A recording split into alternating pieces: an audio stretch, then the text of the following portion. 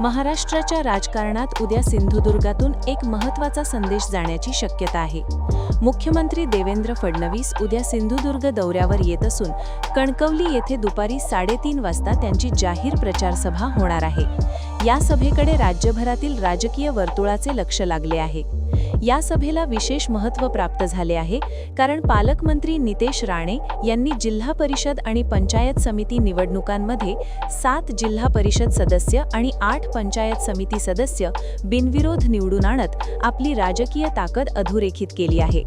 या उल्लेखनीय यशाबद्दल मुख्यमंत्री फडणवीस यांच्याकडून नितेश राणे यांचे जाहीर कौतुक आणि सत्कार केला जाणार असल्याची माहिती आहे।